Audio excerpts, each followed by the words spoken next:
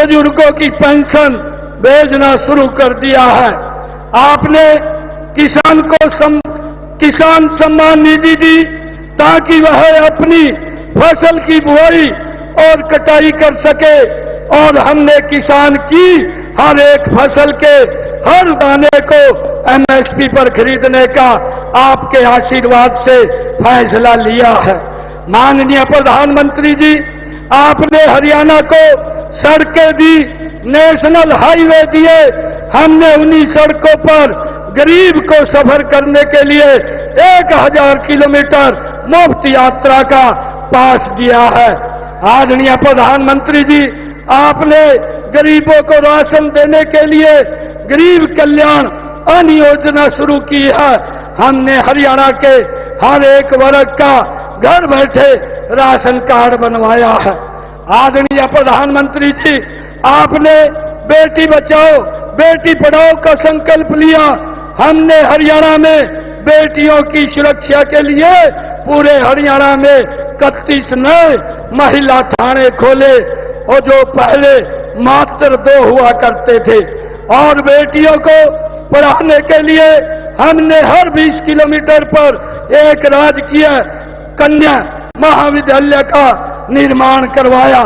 आपने खेलो इंडिया की शुरुआत की और हरियाणा देश के लिए मेडल लाया। माननीय प्रधानमंत्री जी, यह सब डबल इंजन की ताकत का कमाल है। यह कमल की सरकार का कमाल है जो हरियाणा के लोगों के आशीर्वाद से बनी है। माननीय प्रधानमंत्री जी, पिछले 10 वर्षों में बीजेपी की सरकार ने हरियाणा को क्षेत्रवाद, भाई भतीजावाद और भ्रष्टाचार से बाहर निकाला है। माननीय प्रधानमंत्री जी, आपके नेतृत्व में अब तीसरी पारी के संकल्प को लेकर के 20 संकल्प हमने लिए हैं, जिनमें बहनों को 2100 रुपये महीना से लेकर हर अग्निवीर को वापस आने पर सरकारी नौकरी देने का संकल्प हमारी ने लिया है। माननीय प्रधानमंत्री जी, आज जहां कांग्रेस के प्रत्याशी युवाओं के सपनों और भविष्य की नीलामी कर अपना घर भरने की बात कर रहे हैं और खुलेआम पर्ची खर्ची से नौकरी देने की का प्रचार कर रहे हैं, वहीं हमने संकल्प लिया है। माननीय प्रधानमंत्री जी, पिछले 10 वर्षों में आपके दिशा निर्देश में हमारी सरकार ने 1,45,000 नौकरियां बिना पर्ची खर्ची से हरियाणा में देने का काम हमारी सरकार ने किया है। माननीय प्रधानमंत्री जी, इसी तरह आने वाले समय में भी हमने 2 लाख युवाओं को बिना पर्ची और खर्ची के रोजगार देने का निर्णय ये हमारी सरकार ने लिया है। आदरणीय प्रधानमंत्री जी, मुझे ये गर्व है आज आप लोग यहाँ पर हम सब का मार्गदर्शन करने के लिए आए हैं। आज मैं आपके सामने हरियाणा के अपने युवाओं को विश्वास दिलाता हूं कि नौकरी देने का हमारा पहला और अंतिम पैमाना बिना पर्ची एवं बिना खर्चे ही रहेगा। माननीय प्रधानमंत्री जी, हरियाणा में कांग्रेस अब केवल पार्टी नहीं दुकान हो गई है और हरियाणा ने मन बना लिया है कि कांग्रेस की झूठ और भ्रष्टाचार की दुकान नहीं चलने देंगे। माननीय प्रधानमंत्री जी, आज ऐसा कोई क्षेत्र नहीं है जिसमें हरियाणा का नाम न हो। आज हरियाणा जीएसटी योगदान में आगे है, दुनिया की टॉप कंपनियों के निवेश की पहली पसंद इंफ्रास्ट्रक्चर में आगे है, खेलों में आगे है, प्रति व्यक्ति आय में आगे है, तकनीकी में आगे है और तरक्की में भी आगे है। माननीय प्रधानमंत्री जी, आपको 2 करोड़ 80 लाख लोगों के अपने इस हरियाणा परिवार की ओर से ये भरोसा देता हूं, जिस तरह हरियाणा 10 सालों से आपके साथ कदम से कदम मिलाकर चल रहा है और आगे डबल इंजन की ताकत से और गति से, तीव्र गति से ये दौड़ता रहेगा। तीसरी बात, फिर से भारतीय जनता पार्टी की सरकार बनाकर हरियाणा आपके साथ कदम से कदम मिला करके चलता रहेगा। आदरणीय प्रधानमंत्री जी, मुझे ये बताते हुए कि किसानों को लूटने वाली देश में अगर कोई एक पार्टी है तो वो कांग्रेस है। हरियाणा का किसान तो कांग्रेस द्वारा किसानों की जमीन तक लूट का हुआ है।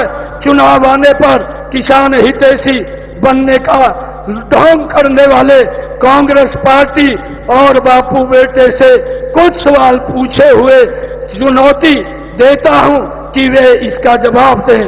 आज भाजपा ने हरियाणा को सभी 24 फसलें आपके आशीर्वाद से एमएसपी पर खरीदने का भाइयों पहला राज्य देश का ये बना है। कांग्रेस बताए आपके 60-70 सालों में कितने किसानों की फसल आपने एमएसपी पर खरीदी है।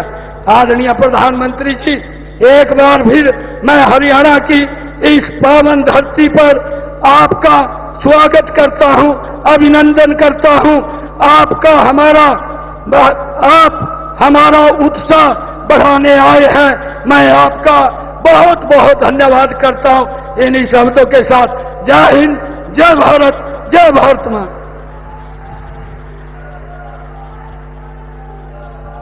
बहुत बहुत धन्यवाद माननीय मुख्यमंत्री जी।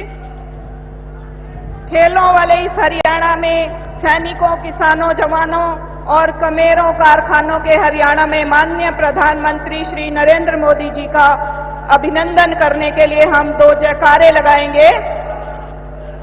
मोदी जी थारा स्वागत से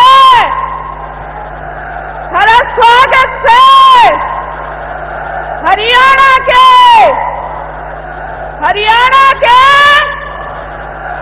सर्वदा वंदनीय, अभिनंदनीय भारतवर्ष ही नहीं अपितु संपूर्ण जगत के सर्वाधिक लोकप्रिय नेता माननीय प्रधानमंत्री श्री नरेंद्र भाई मोदी जी आज इस वीर भूमि हरियाणा के गोहाने में पहुंचने पर आपका सभी मंचासीन हमारे नेतागण, सज्जन वृंद और इस सभा में उपस्थित सभी श्रोतागण एवं भारतीय जनता पार्टी हरियाणा के सभी कार्यकर्ताओं की तरफ से आपका हृदय की गहराइयों से अभिनंदन करते हुए आपको आमंत्रित करती हूं।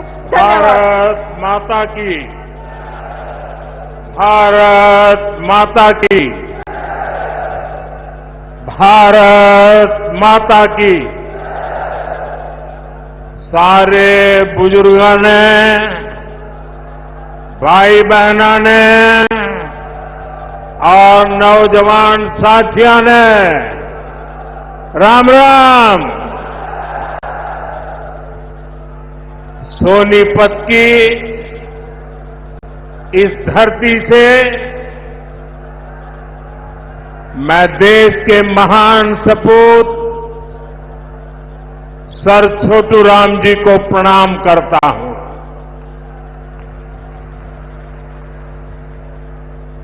सर छोटू राम जी का जीवन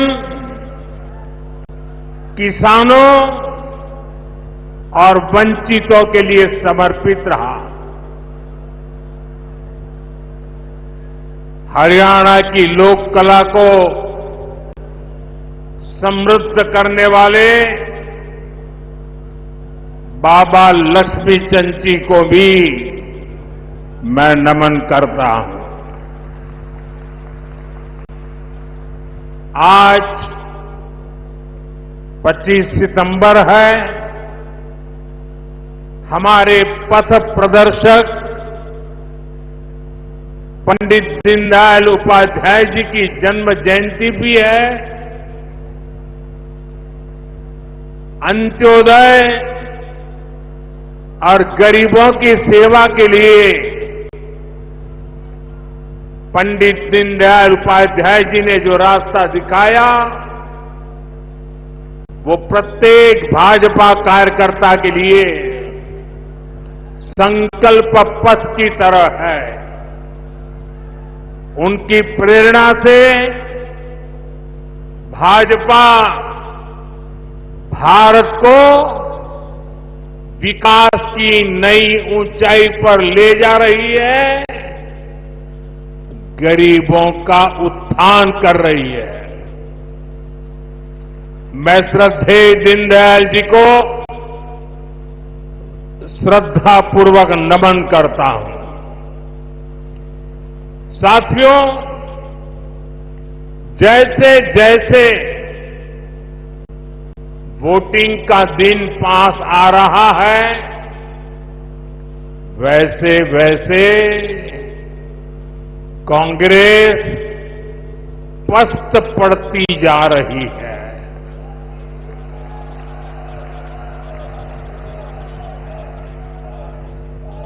हरियाणा में भाजपा के लिए समर्थन बढ़ता ही जा रहा है।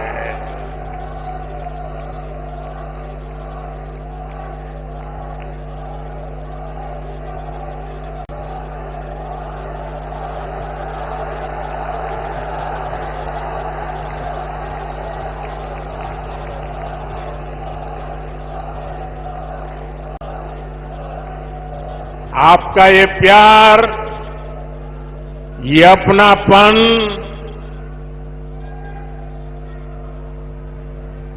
हरियाणा का ये प्यार तो मेरी जिंदगी की बहुत बड़ी अमानत है।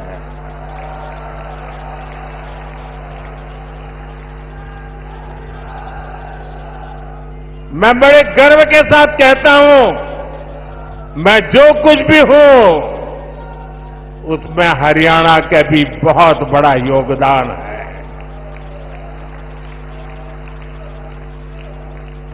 आज पूरा हरियाणा कह रहा है, फिर एक बार भाजपा सरकार, फिर एक बार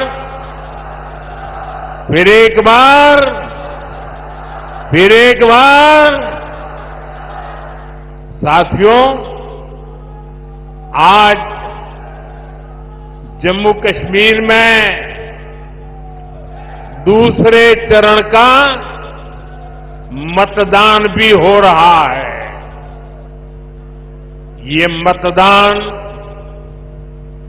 शांतिपूर्ण तरीके से चल रहा है। लोग सुबह से ही वोट डालने के लिए कतारों में लग गए हैं। पहले चरण में जिस तरह जम्मू कश्मीर में वोटिंग का रिकॉर्ड टूटा, वो भी दुनिया ने देखा है।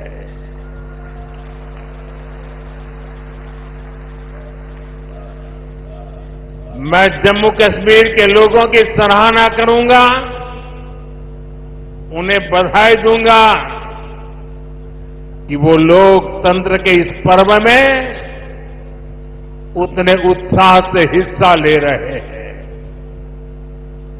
साथियों, भाजपा सरकार में हरियाणा आज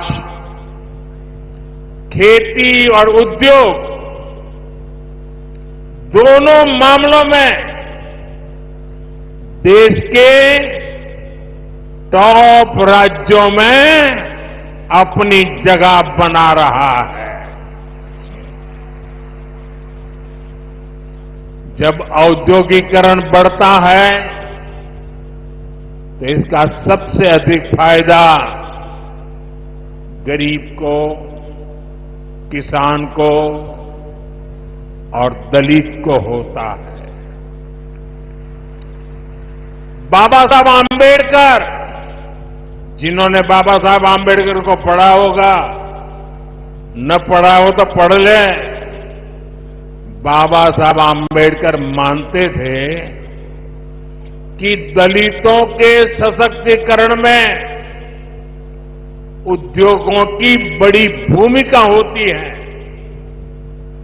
वो देखते थे कि गरीब के पास, दलितों के पास, वंचितों के पास पर्याप्त जमीन नहीं होती।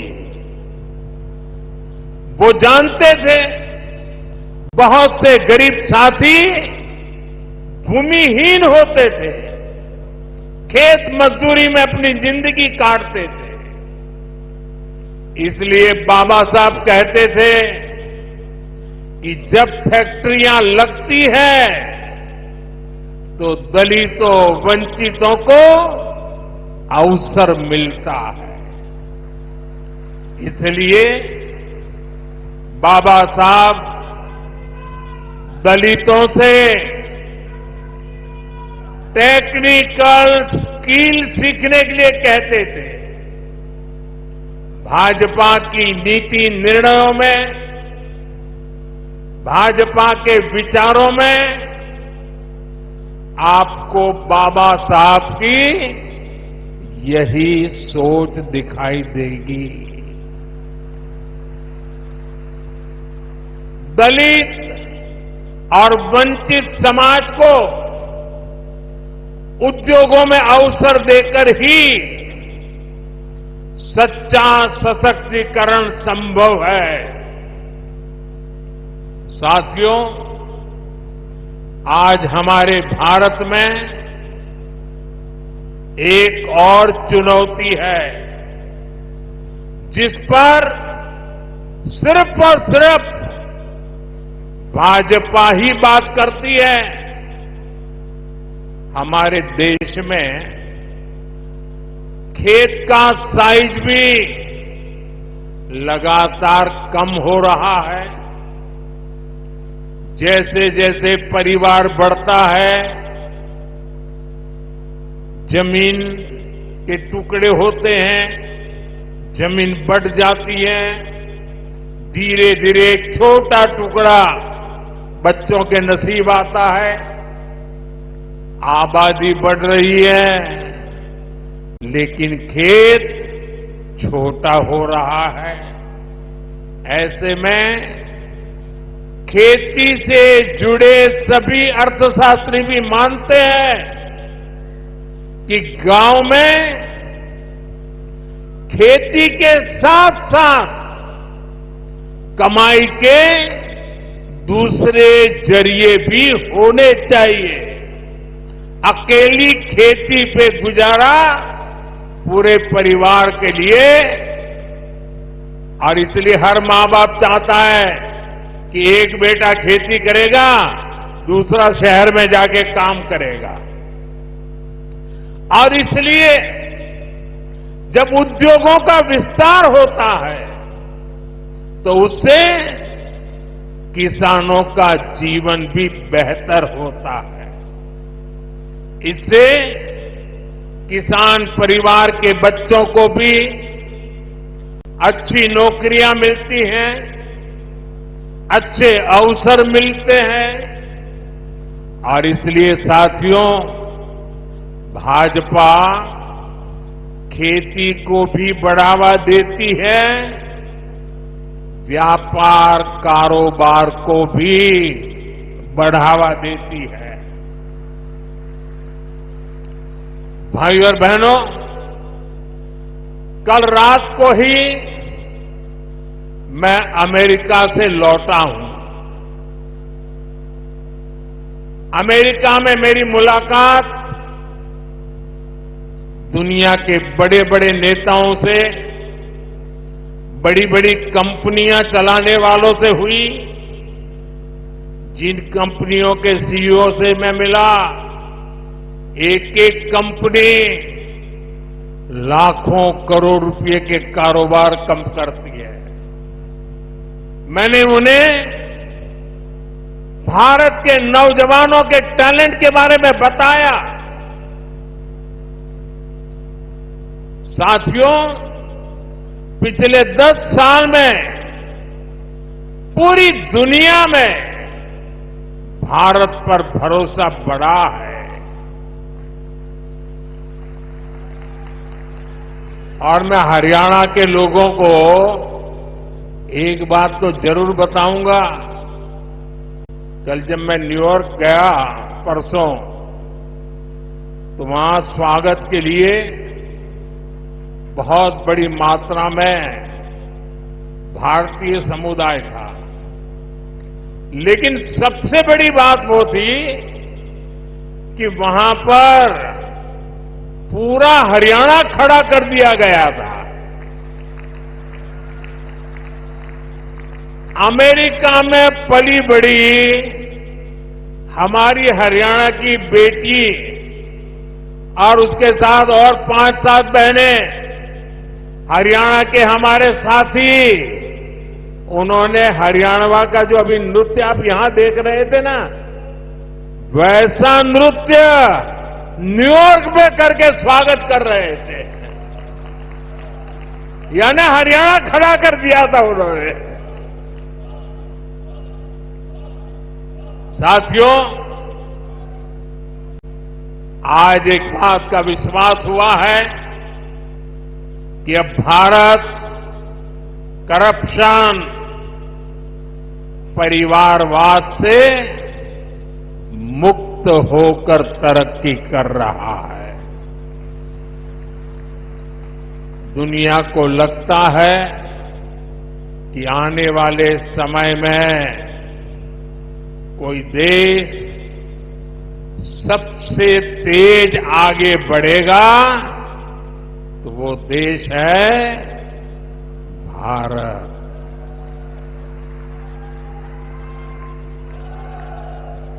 बेटे, आप बहुत बढ़िया चित्र बना के लाए हो, लेकिन ऐसे खड़े रहोगे तो थक जाओगे।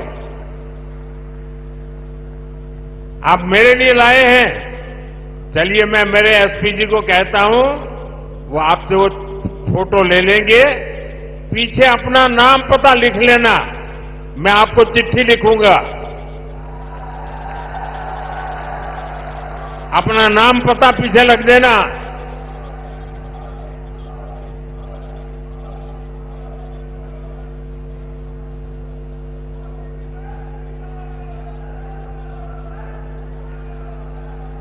इतना बढ़िया चित्र बनाया है इस बेटे ने।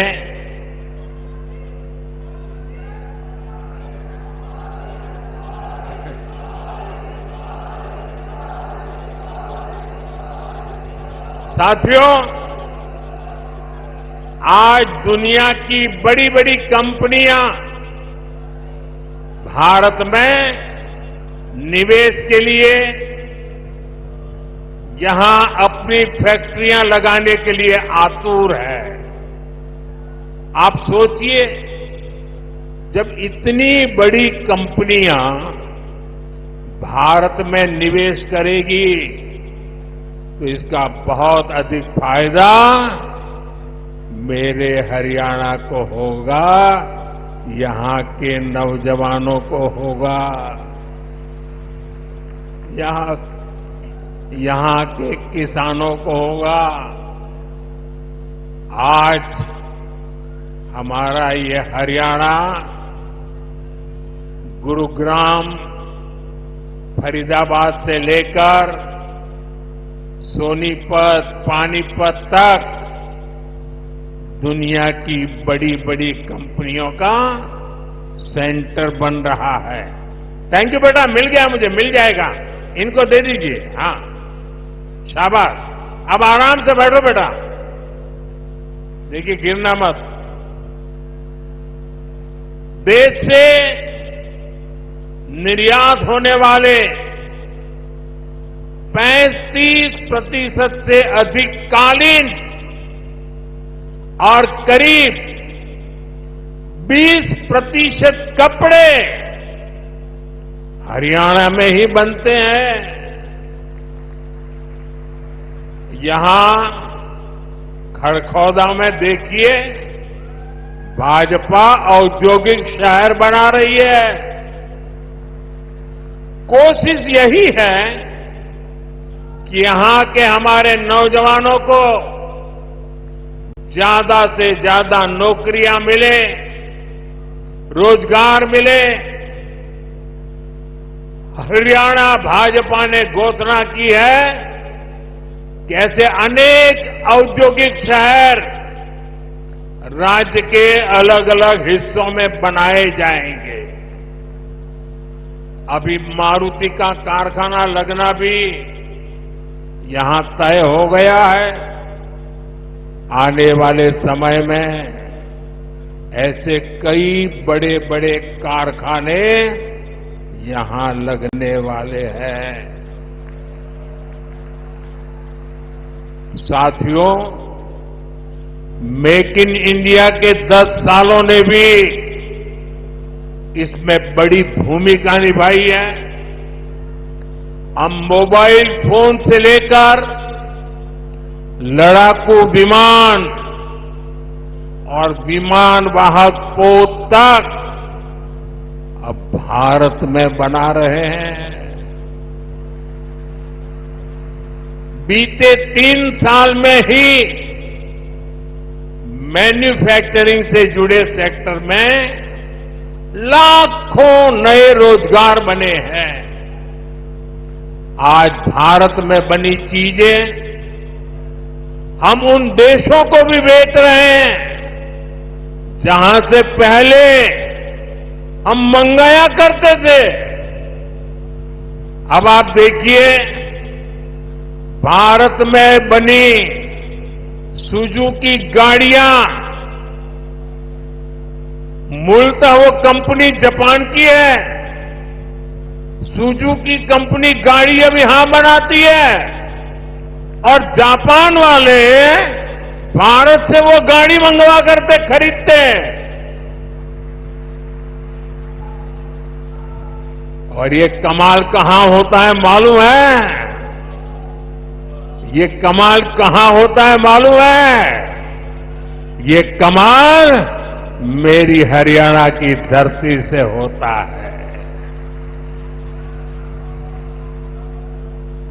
हरियाणा की धरती से बने उत्पाद आज दुनिया के बाजारों में पहुंच रहे हैं।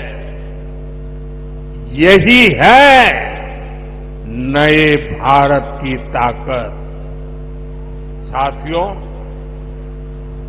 अब जब दुनिया भर से लोग भारत में फैक्ट्री लगाना चाहते हैं, नई कंपनियां खोलने आना चाहते हैं, तो आप खुद सोचिए हरियाणा में यहां कैसी सरकार होनी चाहिए। हरियाणा में उद्योगों को बढ़ावा देने वाली भाजपा सरकार जरूरी है। हरियाणा में नौकरियों को बढ़ावा देने वाली भाजपा सरकार जरूरी है, क्योंकि आप भी जानते हैं जहां भी केंद्र सरकार आई और कांग्रेस को मौका मिला, जहां जहां कांग्रेस ने पैर रखा, एक काम पक्का, करप्शन, करप्शन, करप्शन, भ्रष्टाचार, भ्रष्टाचार, भ्रष्टाचार, भाई भतीजावाद, भाई भतीजावाद, भाई भतीजावाद। भारत के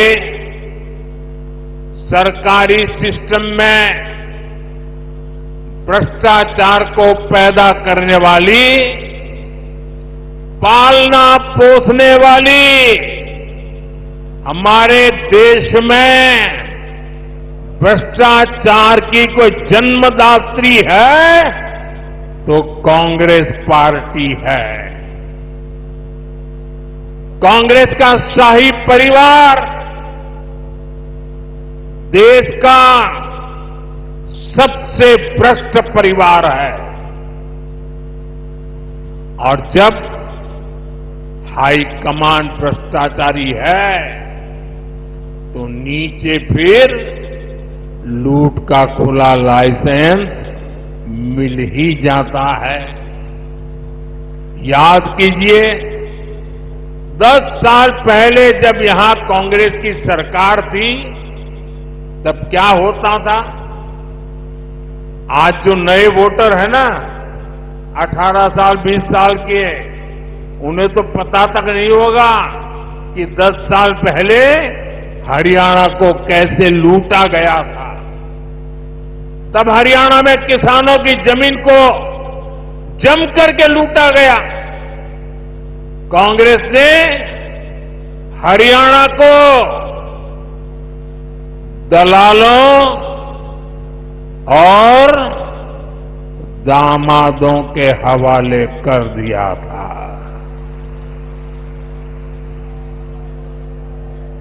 दलालों और दामादों से बचना है तो कमल ही बचाएगा।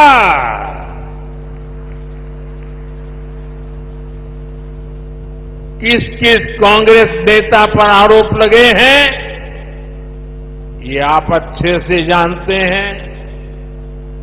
हरियाणा में एक भी नौकरी ऐसी नहीं थी, ये 10 साल पहले की कथा है, एक भी नौकरी ऐसी नहीं थी जिसमें खर्ची और पर्ची न चलती हो। सरकारी ठेकों में जमकर भ्रष्टाचार होता था। हरियाणा को लूट कर खाने वाली ऐसी करप्ट कांग्रेस को हरियाणा की सरकार से मीलों मीलों दूर रखना है, तब जाके हरियाणा बचेगा। और आपका तो मुझ पर हक है, मुझे भी तो हरियाणा का कर्ज चुकाना है।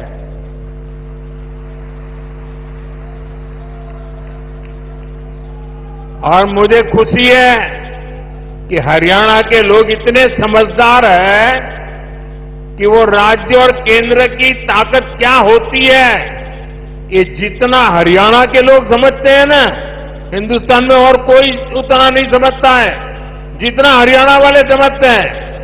और इसलिए हरियाणा हमेशा राज्य में वही सरकार बनाता है जिसकी दिल्ली में सरकार होती है।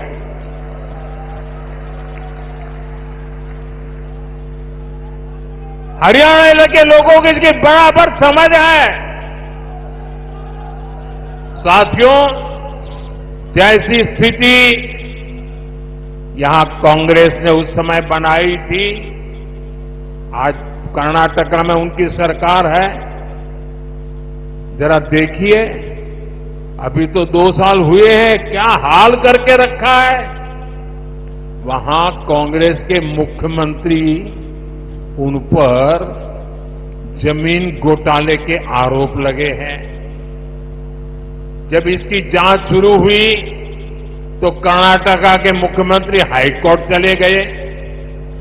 हाईकोर्ट ने भी उनको एक और डंडा मारा। उन्होंने कहा कोई मदद नहीं होगी। और कल ही हाईकोर्ट ने साफ साफ कहा कि जांच के आदेश सही है और जांच होनी चाहिए। अब देखिए, 2 साल मुश्किल से हुए हैं, आदत जाती नहीं है। क्या हरियाणा में इनको ये पाप करने का ठेका दे सकते हैं क्या?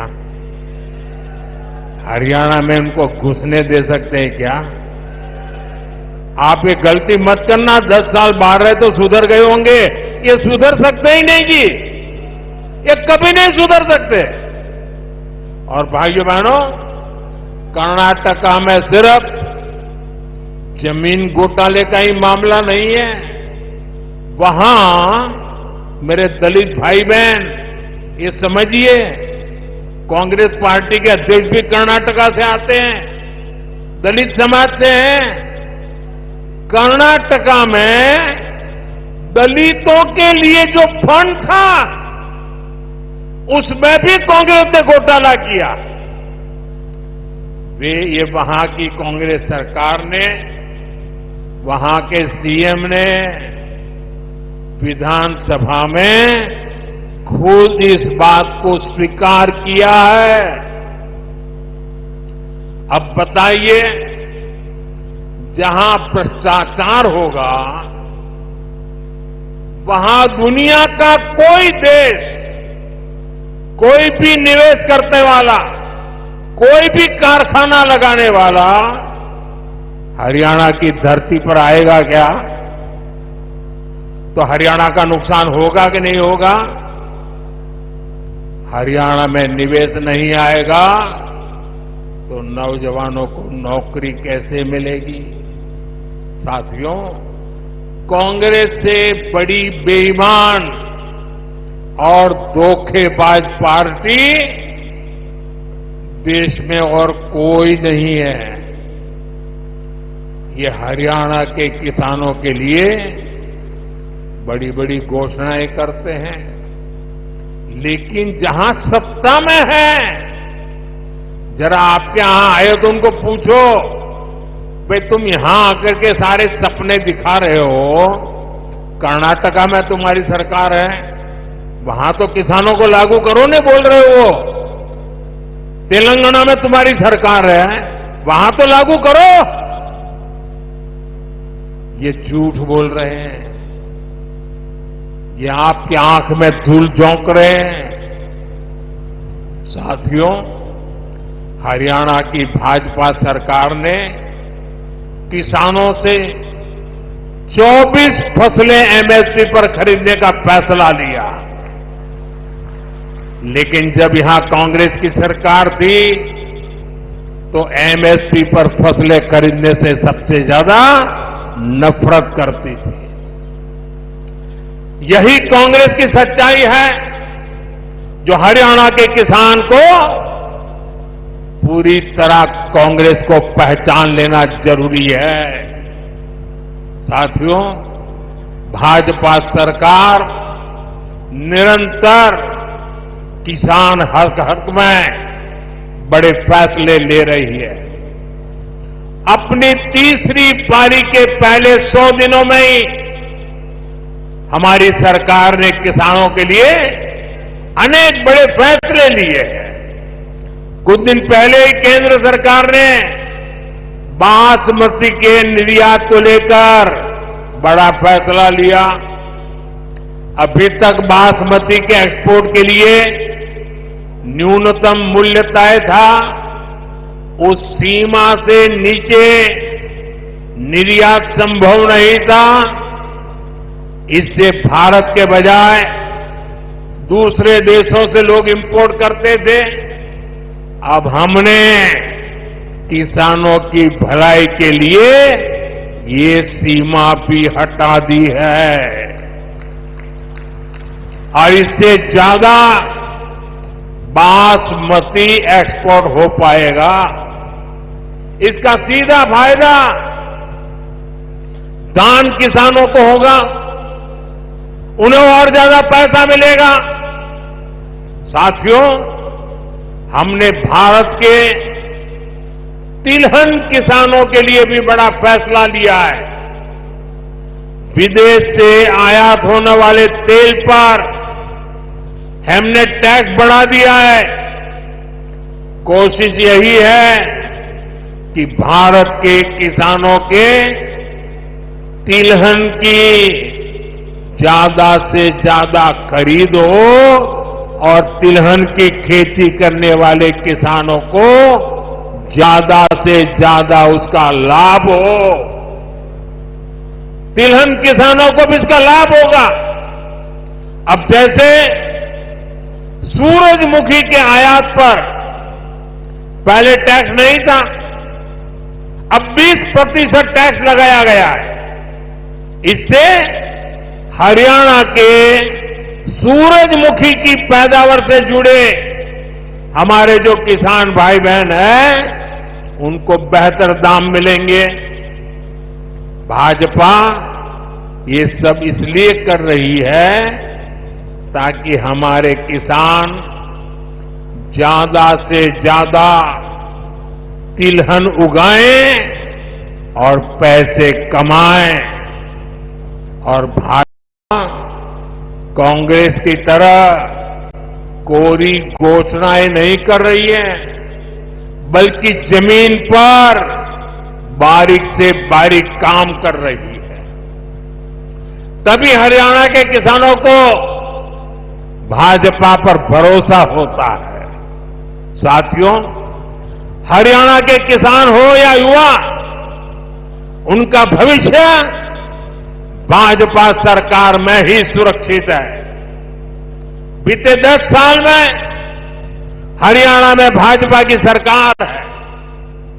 हमारी सरकार पर, हमारे मुख्यमंत्री पर भ्रष्टाचार के कोई आरोप नहीं लगे। यहां भाजपा सरकार ने सरकारी नौकरियों में खर्ची और पर्ची को बंद किया। 8 अक्टूबर के बाद भाजपा की नई सरकार एक बार फिर नौजवानों के लिए हजारों नए अवसर बनाएगी। यहां युवाओं को बहुत बड़ी संख्या में नए रोजगार मिलेंगे। साथियों, सोनीपत, पानीपत की ये पूरी बेल्ट अवसरों से भरी है। यहां पर हो रहे विकास कार्य इस पूरे क्षेत्र को आधुनिक पहचान दे रहे हैं। भाजपा सरकार ने सोनीपत तक मेट्रो के विस्तार को स्वीकृति दी है। आज जिस तरह इस क्षेत्र में भाजपा ने नए हाईवे बनवाए हैं, उस मामले में तो एक क्षेत्र सबसे कनेक्टेड इलाकों में से एक बन रहा है। साथियों, हरियाणा भारत की मेडल फैक्ट्री भी है। हाल में ओलंपिक्स और पैरालंपिक्स में भारत के शानदार प्रदर्शन में हरियाणा के खिलाड़ियों की बड़ी भूमिका रही है। अब भारत में हम 2036 में, 2036 में ओलंपिक कराने के लिए प्रयास कर रहे हैं। इसका फायदा हरियाणा के नौजवानों को होगा। यहां स्पोर्ट्स का नया इंफ्रास्ट्रक्चर बनेगा। गांव-गांव में नए खिलाड़ियों को अवसर मिलेगा। आप देखिए, देश की तीसरी स्पोर्ट्स यूनिवर्सिटी यहां भाजपा ने ही सोनीपत में बनवाई है। अब हरियाणा भाजपा ने घोषणा की है, हर जिले में अलग अलग ओलंपिक खेलों की नर्सरी बनाएंगे। हरियाणा की बेटियां, हरियाणा के बेटे दुनिया भर में जाकर मेडल लाए, उसमें भाजपा हर तरह से उनकी मदद कर रही है। साथियों, आपके पास तो हमारे साथी मोहनलाल बड़ोली जी के रूप में हरियाणा भाजपा का अध्यक्ष है। अरविंद शर्मा जी जैसे अनुभवी जनप्रतिनिधि है, जिनको इतने साल तक केंद्र में रहने का अनुभव है। इनके रहते यहां के विकास की गति और तेज होना तय है। साथियों, सोनीपत की ये धरती उन वीर जवानों की भी धरती है, जिन्होंने हिमालय की ऊंची चोटियों पर दिन रात मातृभूमि की रक्षा की है। हरियाणा की वीर माताओं की हजारों संतानें आज बॉर्डर पर है। यहां के अनेक संतानें हैं जिन्होंने जम्मू कश्मीर में हालात को सामान्य बनाने में मदद की है। वहां आतंक और अलगाव के जख्म हरियाणा के वीर बेटों ने अपने शरीर पर खाए हैं। अब मत भूलिए, कांग्रेस की कुनीति से निकले पत्थर हरियाणा की संतानों पर फेंके जाते थे। आज जब जम्मू कश्मीर में शांतिपूर्ण मतदान होता है, तो सबसे अधिक खुशी हरियाणा की वीर माताओं को होती है। लेकिन कांग्रेस और इसके साथियों को जम्मू कश्मीर में शांति पसंद नहीं है। कांग्रेस जम्मू कश्मीर में फिर से धारा 370, आर्टिकल 370 वापस लाना चाहती है। कांग्रेस जम्मू कश्मीर में आतंक और अलगाव को फिर से हवा देना चाहती है। तुष्टीकरण के लिए कांग्रेस देश के दुश्मनों के एजेंडा को भारत में लागू करना चाहती है। ऐसी कांग्रेस को आप हरियाणा के लोग सबक सिखाएंगे, ये मुझे पूरा भरोसा है। आर्टिकल 370 को वापस लाना उन वीरों की कुर्बानी का अपमान होगा जिन्होंने जम्मू कश्मीर में आतंक के खिलाफ लड़ाई लड़ी है। साथियों, कांग्रेस ने दलितों, पिछड़ों और शोषितों के साथ भी धोखा किया। आजकल कांग्रेस के भीतर यहां जो सिर फुटोवल हो रही है, ये पुराने पाकों का ही परिणाम है। याद कीजिए, 2014 से पहले जब यहां कांग्रेस का राज था,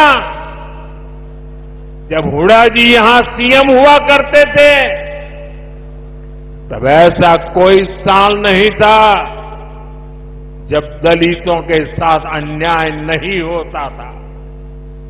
अनेक दलितों को जान से हाथ धोना पड़ा। दलित परिवारों की बहु बेटियों पर अत्याचार होते थे।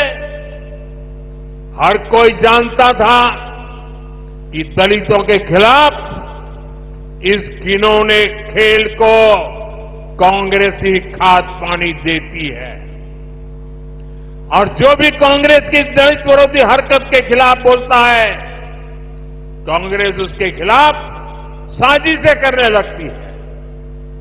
ये आज हरियाणा का दलित समाज एक बार फिर हरियाणा के अंदर कांग्रेस का जो ड्रामा चल रहा है उसे देख रही है। साथियों, कांग्रेस ने हमेशा ही दलित, ओबीसी और आदिवासियों को भागीदारी से वंचित रखा है। ये तो बाबा साहब आंबेडकर थे जिन्होंने दलितों को आरक्षण दिया, वरना ओबीसी की तरह दलितों को भी अपने हक के लिए कांग्रेस की हार का ही इंतजार करना पड़ता। जब जब कांग्रेस सरकार से दूर रही है, तब तब गरीबों को, एससी, एसटी, ओबीसी को उनका हक मिला है।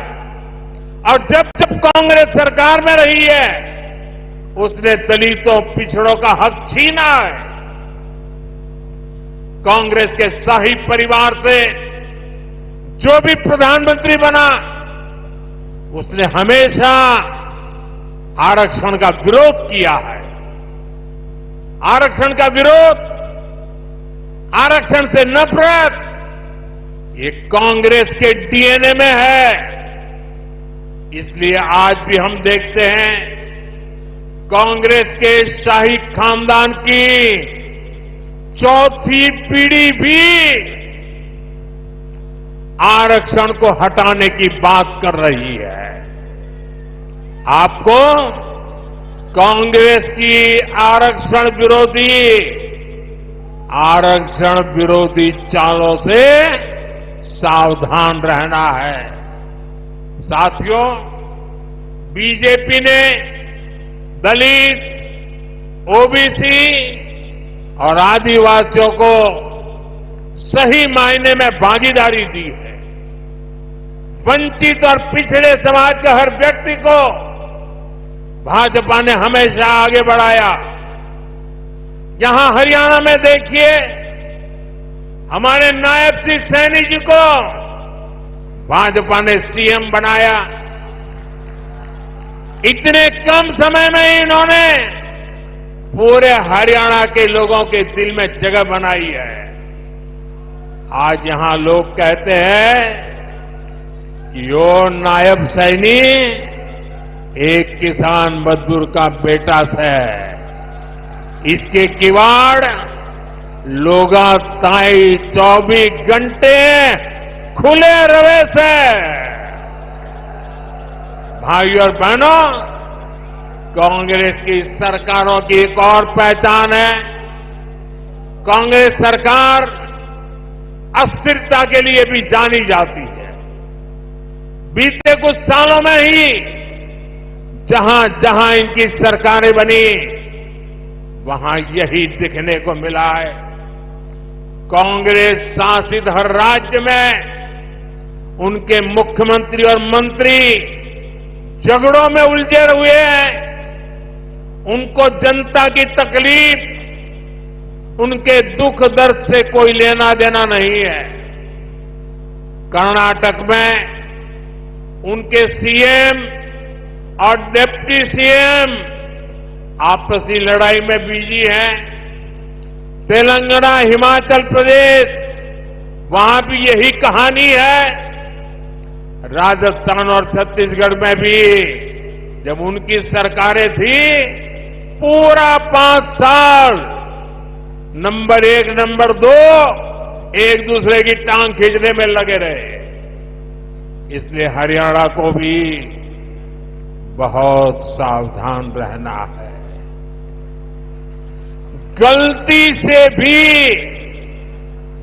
मेरे शब्द लिखकर देखना भाइयों, हरियाणा का मुझ पे हक है, इसलिए मैं अपनी बात आपके सामने बड़े विश्वास से कह रहा हूं। याद रखना, गलती से भी कांग्रेस आ गई तो अपने झगड़ों में ही हरियाणा को बर्बाद करके छोड़ेंगे। यहां पर कांग्रेस में जिस तरह झगड़े बढ़ रहे हैं, पूरा हरियाणा देख रहा है।